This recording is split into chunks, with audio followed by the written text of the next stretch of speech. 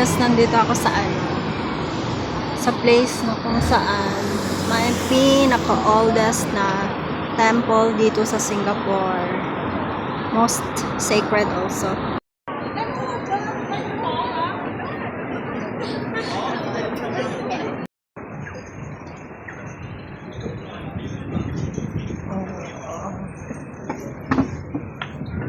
Ang ganda dito pag may mga occasionally like Moon Festival and Chinese New Year. Basta pag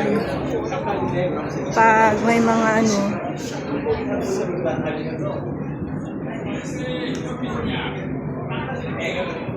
ito, actually pinaglalagyan niya ng food pag may occasions. May mga yan.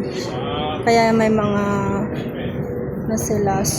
spoons and chopsticks.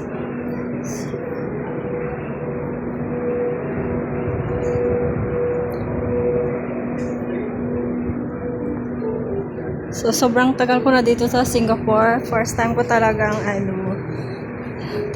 first time ko talagang maggala sa isang temple. Nadadaanan, pero hindi literally na talagang, tapos ang ganda rin siya. May mga oldest. Ang gaganda ng tawag niyan mga buildings, old buildings. Ayan, ganda.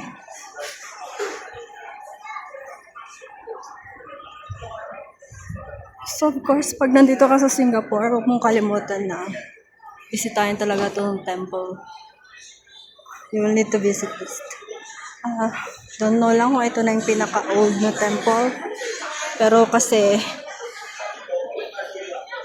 hinahanap ko pa yung place. Hindi ata ito.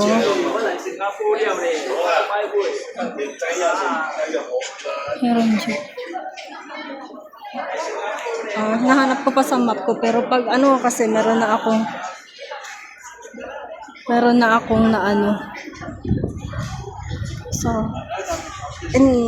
so for getting inside, I don't think so pwede kang pumunta ng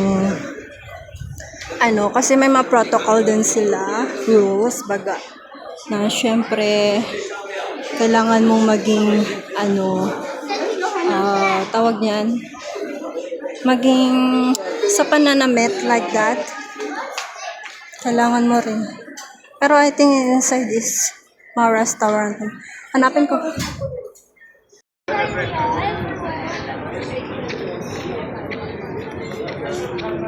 May mga Chinese. Ano to yung Buddha tooth relic pala ito. It's not the oldest temple. Hindi siya yung oldest temple dito sa Singapore. Tara, punta tayo sa oldest temple ng Singapore.